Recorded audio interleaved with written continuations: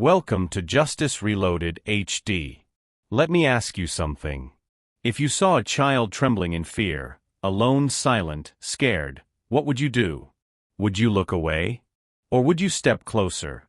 Even if just to offer something small, something gentle?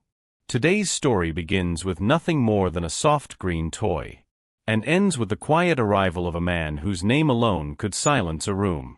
A man no one thought could be moved, until one simple act of kindness left him speechless. If you believe that what we do when no one is watching can still touch hearts that seem frozen, then please, tap that like button, and subscribe to Justice Reloaded HD. Because here, we share stories that matter. Stories that heal. Stories that remind us. Sometimes the smallest gestures reach the deepest places. Let's begin. Sunday mornings at the Hollow Oak Cafe had a certain rhythm. The kind of quiet hum that came from coffee cups clinking gently on saucers, the faint shuffle of newspapers, and the low murmur of weekend conversations. Tucked just off a tree-lined avenue, the little cafe had become something of a local tradition, where families gathered after church, and where regulars knew which waitress brought the warmest smiles. That morning, the light streaming through the front windows was soft and golden, casting a gentle glow over the tables. Haley, 25, had just tied her apron when she noticed him. In the far corner, nearly hidden behind the tall-backed booth, sat a little boy. Alone. He couldn't have been more than 6 years old, white, thin shoulders drawn in tightly beneath a navy hoodie. His small hands trembled slightly as they clutched the edge of the table, and his lips were pressed together in a tight, almost frightened line. His face was pale. His eyes stared straight ahead, unblinking, unsure, overwhelmed. There was no adult sitting with him.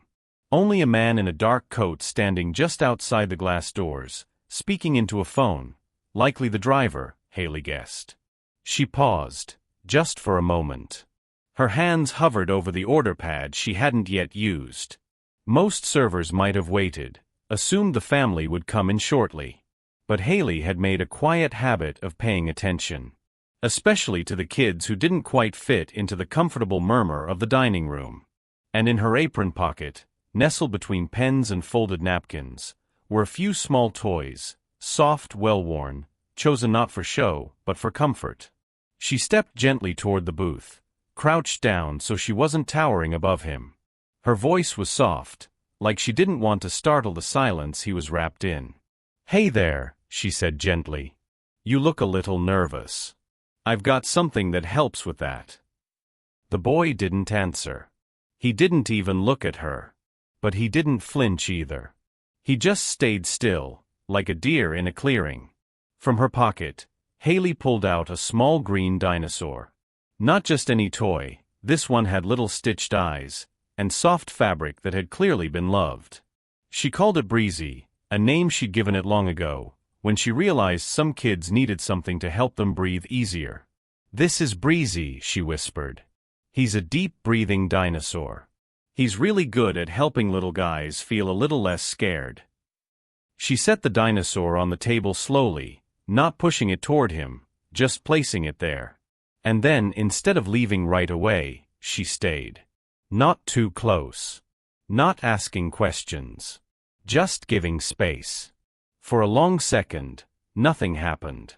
And then, so gently it was easy to miss, the boy's fingers released the tight grip on the table.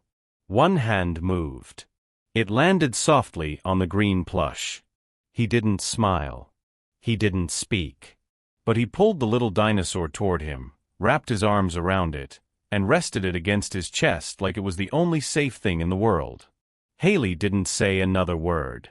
She just gave a small nod, her eyes kind, and stood up slowly. Across the room, the espresso machine hissed, and a waitress called out a table number. The world went on. But at that one booth in the corner, something small and important had just shifted. The little dinosaur remained tucked in the boy's arms like a lifeline, its soft green fabric gently pressed against his chest. Haley returned to the counter but kept a subtle eye on the booth, not in a hovering way, just enough to notice if he needed anything else. A few minutes passed. The boy still hadn't spoken a word. She checked on other tables, refilled coffees, took a few new orders, and then once the morning rush slowed just a bit, she circled back with a glass of water and a quiet smile. "Mind if I sit for a second?" she asked, not expecting an answer. The boy didn't say yes. He didn't say no. But his eyes flicked toward her, then to the seat across from him, and back again. She took it as a maybe, and slid in slowly, placing the glass of water in front of him. "I'm Haley," she offered, voice still low. "That guy in your arms, he's breezy. He's helped a lot of kids. He's really good at listening. And breathing." Still no reply. "I like to think he can hear your heart," she added, "so he knows how fast it's going. And when it's too fast, he reminds you to slow it down. In and out. Just like him." She inhaled gently, a slow breath in, then out, silent, steady, intentional. The boy's fingers clutched Breezy a little tighter. His eyes blinked, and for the first time, something in his body seemed to shift. Not much. But the tremor in his shoulders eased slightly, like the storm inside had taken one small step back. "You don't have to talk," she said simply. "I just thought he might like to meet you. That's all." She didn't push. Didn't ask his name. Didn't try to distract him with silly jokes or bright noise. She just sat for a moment, watching as his shoulders settled another fraction lower. Then, with a little nod, she stood up again. "I'll be right over there at the counter if you need me, okay?" As she turned to go, she saw it, out of the corner of her eye. The boy's hand moved. Slowly. Deliberately. He reached toward the laminated menu and began to flip it open. It wasn't much. Just a quiet motion. But for a child who hadn't looked up, hadn't spoken, hadn't moved since sitting down, it was everything. Haley smiled, a smile she didn't show on her face but carried in her chest. She returned to the counter, heart strangely full. She didn't even hear the front door open. But the sudden shift in energy made her look up. The cafe had gone still. Conversations tapered off. Even the sizzling from the kitchen seemed to pause. A man had entered. Tall. Impeccably dressed in a dark wool coat over a gray suit. Silver-streaked hair combed back with precision. Polished shoes, deliberate stride, a presence that pulled the air tighter with each step. He didn't glance around. He walked straight toward the booth in the corner, toward the boy. Every server in the cafe seemed to notice him at once. Haley didn't need anyone to tell her who he was. Julian Westfield. Even if she hadn't recognized his face from news articles or real estate reports, the way the room reacted said enough. He wasn't just any businessman. He was the kind of man people whispered about, owner of hotels, towers, and probably more buildings than anyone could count downtown. He reached the booth and knelt slightly, placing a hand on the boy's shoulder. The boy didn't flinch. But he didn't speak either. Julian paused. Then his gaze dropped, and landed on the little green dinosaur nestled in the boy's lap. His hand froze. For a brief moment, something flickered across his face. Not anger. Not confusion. Something more complicated. Something softer. His eyes lifted, and met Haley's across the room. She was standing behind the counter, tray in hand, frozen mid-step. Their eyes locked. She didn't smile. Didn't wave. She didn't even breathe. And yet, somehow, the moment was filled with more meaning than any introduction ever could carry. The man standing beside the booth didn't say a word. He didn't need to. Julian Westfield's presence spoke louder than any introduction ever could. The hush that had fallen over the cafe lingered, stretching out like a held breath. Even the clink of cutlery had gone silent, as if the air itself understood that someone of importance had entered the room. He looked down at the little boy in the booth, at Owen, then gently placed a hand on the child's shoulder. It wasn't a hurried gesture. It was soft, familiar, restrained. A father's touch. Owen didn't pull away. Julian's eyes followed the curve of his son's arms, where they were wrapped tightly around the green plush dinosaur. Breezy. He stopped. For a man known for decisive moves and sharp instincts, the stillness in his expression was striking. He didn't blink. Didn't speak. Just looked. Then slowly, he lifted his gaze across the room, to the counter. To her. Haley felt the weight of it instantly. His eyes were unreadable, but something in them caught her breath in her throat. He wasn't angry. Not exactly. But he was assessing. Measuring. She stood perfectly still, tray still in her hands, caught between instincts. Part of her wanted to step forward and explain. Another part knew she had done nothing wrong, and didn't owe anyone an apology for being kind. Still, something in her stomach twisted. Behind her, a quiet whisper floated out from the kitchen pass-through, barely audible. "Is that who I think it is?" Another server, Kelsey, leaned in slightly, eyes wide. Her voice low, sharp with surprise. "That's Julian Westfield, right? The real estate guy." The manager peeked out from the office door and visibly paled. "Why is he here?" But Haley barely registered the voices. Her attention was locked on Owen, and the man beside him. Julian hadn't moved. He looked down again at the dinosaur. A flicker of something, curiosity, maybe even confusion, crossed his face. He reached forward and gently touched the plush with his fingertips, as if trying to understand how it ended up there. Still, Owen clung to it. The boy's grip remained tight, his chin resting lightly on the toy's soft head, eyes half closed as though the outside world didn't matter anymore. Julian withdrew his hand. The silence held. Then finally, he slid into the booth beside his son. No grand gestures. No words.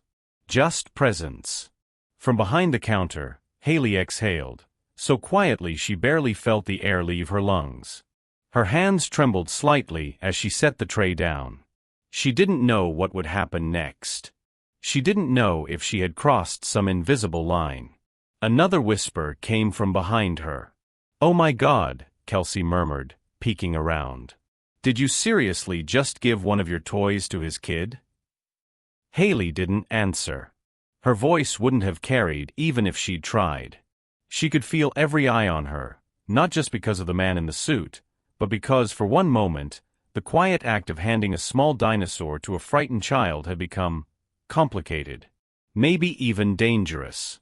She turned away from the counter, busying herself with glasses she didn't need to clean. Her heart pounded. She knew how things worked. Powerful people didn't like surprises. Especially not when they involved their children. And yet, despite the heavy silence, Owen looked calmer than he had since he walked in. The plush toy remained in his arms, its tiny green tail sticking out just enough to be visible across the room. Julian Westfield didn't speak a single word during their time at the cafe. He simply sat beside his son, one arm resting on the back of the booth, his posture composed yet unreadable. His silver watch glinted faintly in the soft morning light, but his eyes, those didn't move much.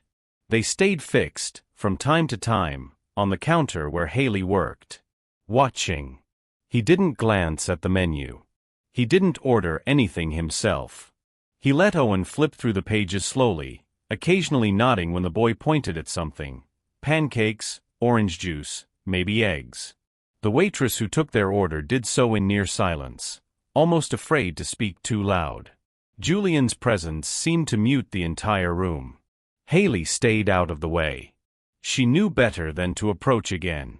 The plush dinosaur had remained in Owen's arms the entire meal, occasionally patted or squeezed as he ate slowly. There was something heartbreaking about the way he held it, not like a toy, but like a tether to safety. Julian never asked where it came from. But he never took it away either. Instead, he just watched. Haley tried not to meet his gaze. Her hands were steady, but only because she willed them to be. Inside, a storm churned, equal parts uncertainty and quiet defense. She hadn't done anything wrong. She knew that. And yet, something in the air made her question herself. Eventually, the man stood. He helped Owen down from the booth, placed a hand briefly on the boy's back, and walked with him toward the front entrance. They didn't stop to say goodbye. No eye contact. No acknowledgement. And then they were gone. The door clicked softly behind them, and the cafe seemed to breathe again. Haley exhaled, bracing herself for what she knew was coming. It didn't take long. 10 minutes later, she was called to the manager's office. It wasn't the first time she'd been summoned there, but this time, the air was thicker, more tense. Tom, the floor manager, stood by the desk holding his phone, his brow furrowed as he showed her the screen. A social media post. A blurry photo. Owen at the booth, dinosaur in hand. The caption read, "Waitress gives personal toy to billionaire's son. Wonder how that went." Haley stared at the image, expression unreadable. "Haley," Tom began, carefully. "Did you give a personal item to a guest? To his kid?" She didn't flinch. "Yes," she said calmly. "You understand the position that puts us in, right? If that goes viral, or if he decides to say something." He didn't say anything. Tom hesitated. "Still, it's not policy to hand out personal belongings to customers, especially not children. Liability issues. Parental concerns. What if?" The boy was shaking, she said quietly. He needed something softer than fear. That silenced the room. Tom blinked, his mouth half open as if ready with another managerial phrase. But it didn't come. Haley didn't explain further. She didn't need to. She turned, left the office, and went back to folding napkins at the prep station. Her chest still tight, but her conscience clear. The morning after felt just like any other. The same hum of early prep work in the kitchen, the familiar clatter of silverware, and the faint aroma of brewed coffee curling through the air. Haley tied her apron as usual, nodding to the cook and wiping down the counter in practiced rhythm. If not for the tight knot still lodged behind her ribs, she might have convinced herself that yesterday had been a dream. The booth where Owen had sat remained empty, its cushion slightly creased, as if holding the memory of the small silent boy who had clutched a stuffed dinosaur like his life depended on it. She hadn't spoken to anyone about what happened after the shift. There was nothing to explain. No reprimand, no official warning. Just a closed-door conversation and a quiet return to routine. Then, shortly after opening, a knock came from the back entrance. Unusual, but not alarming. Vendors sometimes delivered ingredients through the rear to avoid the morning foot traffic. Tom, the manager, was the one who opened the door. But instead of boxes of eggs or sacks of flour, a man in a black coat, clearly not kitchen staff, stood holding a small parcel, no bigger than a shoebox. It was addressed, in elegant handwriting, to one person. Haley Quinn. Tom carried it over with raised eyebrows, but said nothing. Just handed it to her with a kind of curious caution, then turned back toward the office, pretending not to watch from the corner of his eye. Haley looked down at the box. No return address. No logo. Just her name. She untied the string carefully, not rushing. Something about the neatness of the wrapping told her this wasn't an accident. It was intentional, personal. Inside was a square of fine tissue paper, and tucked within it, a dinosaur. Not the same one she'd given Owen, but nearly identical. Only this one was different. Its stitching was neater, the fabric finer, velvet soft, in a deep moss green with tiny embroidery around the eyes and paws. Breezy, upgraded. A bespoke version of the one she carried in her apron pocket every shift. She lifted it gently, her fingers running along the seams. Whoever made this had spared no detail. And then she saw the envelope. Cream-colored, thick, folded with precision. Her name wasn't on it, but she somehow knew it was for her. She opened it slowly. Inside was a handwritten note, the script elegant but firm, each word penned with deliberate weight. "My son does not let anyone near him when he's afraid. You were the first. Even before me. I don't know who you are. But I know this. What you gave him was not a toy. It was trust. If you're willing, I would like to meet. I want to understand my son the way you clearly do. Perhaps you can help me begin. J.W. Haley read the note twice, her fingers tightening slightly at the last line. Julian Westfield. She exhaled, slowly. The cafe buzzed on around her, cups clinking, orders being called out. But she stood still, surrounded by the silence only the deeply personal could bring.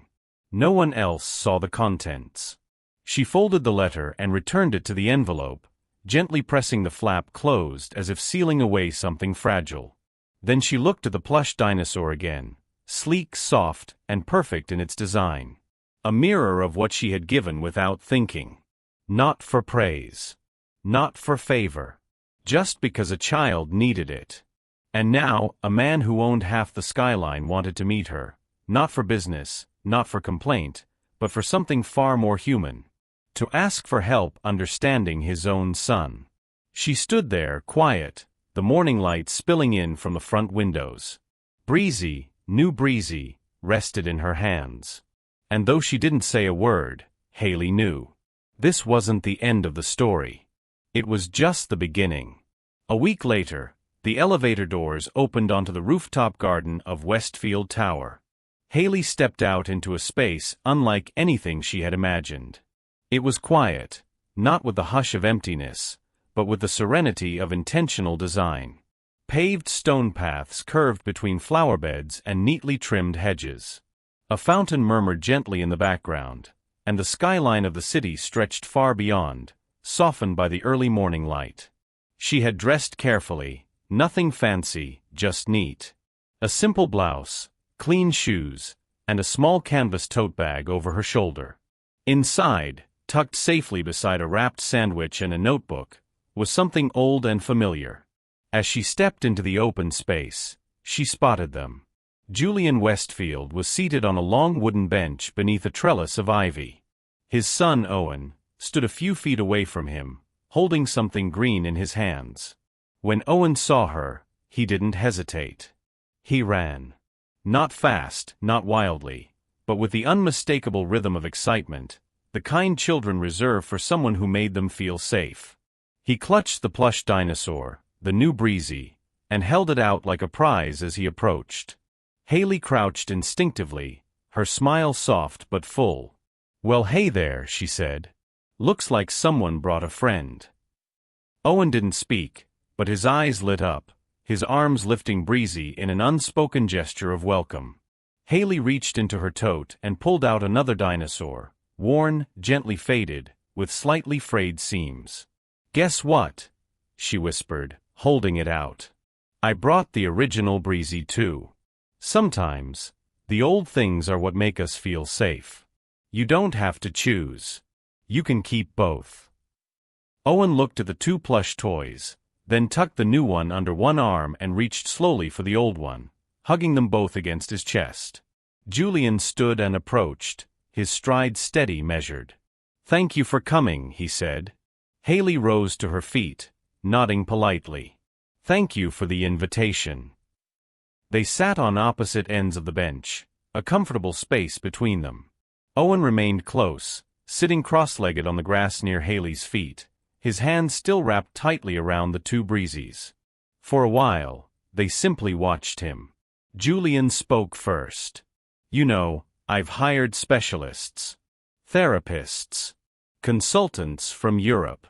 Every expert in child psychology that money can buy. And still, no one's ever been able to reach him the way you did." Haley didn't answer immediately. She looked down at Owen, who was now tracing the edge of the dinosaur's foot with his finger. "I didn't try to fix him," she said quietly. "I just sat with him." Julian turned to her, his expression unusually soft. "That morning, when I walked into the cafe, I thought I knew my son. I thought I was protecting him by keeping the world at a distance." He paused, watching his child for a long moment. "But then I saw him holding that toy. Letting someone near. Trusting, for the first time in years. And I realized something terrifying. What's that? Haley asked gently. Julian exhaled.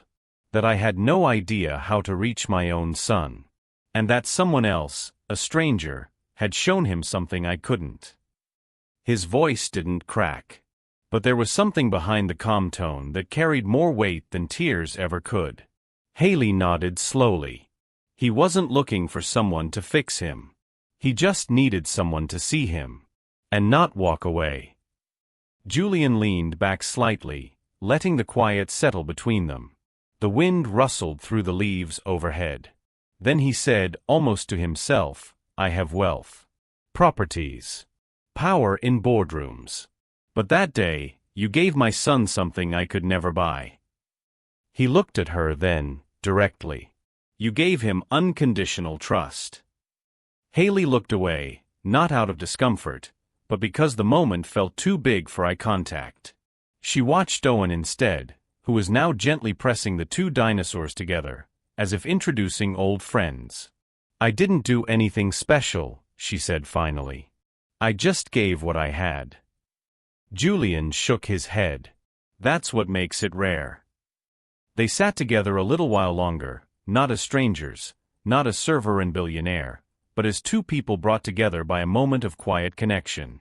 Owen looked up, and for the first time that day, he reached for Haley's hand. And just like that, a bridge no therapist could build had formed, soft, steady, and deeply human. In a world that moves too fast, where success is often measured in titles and possessions, we sometimes forget the quiet power of something deeply human, presence. Haley didn't have wealth. She didn't have a degree in child psychology. She didn't even have permission, technically, to give away a toy. But she had something that most people overlook, she noticed. She noticed a little boy, sitting alone, trembling with fear. And instead of looking away, she moved closer. She didn't try to fix him. She didn't talk over his silence. She simply offered something soft. Something kind. Something that asked for nothing in return. And that's where the lesson lies. You don't need to be powerful to make a difference. You don't need to be rich to offer comfort. Sometimes the simplest gesture, a moment of eye contact, a steady voice, a small stuffed animal, can do more than hours of professional intervention. What Haley gave Owen wasn't just a toy. It was a message. You are safe. You are seen. And I'm not going anywhere. And it changed everything. For those of us who've lived long enough to see the world grow louder, colder, and more complicated, perhaps the deeper truth is this. The moments that truly matter often happen quietly. In cafes. On sidewalks. At home. They're not captured in headlines or celebrated in awards. They're found in the space between fear and comfort, when one person chooses to care, even when no one's watching. Julian Westfield had everything, except the one thing his son needed most, someone who didn't walk away when things got difficult. And in one small moment, a waitress gave him that. Without agenda. Without expectation. So maybe that's the reminder we all need. You never know when your simple kindness will be the lifeline someone else is holding on to. You never know whose heart you might reach, not through perfection, but through presence. And maybe, just maybe, the greatest gift we ever give won't be something we buy, but the decision to stop, notice, and offer something soft enough to calm another's fear. If you believe that a small toy, offered at just the right moment, can become the first thread that ties a fragile heart back to the world, then please, give this video a like. And don't forget to subscribe to Justice Reloaded HD, where each week we share true stories of kindness, quiet courage, and the moments that truly matter. Thank you for watching until the very end. We'll see you next time, with another story that just might stay with you long after the screen fades to black.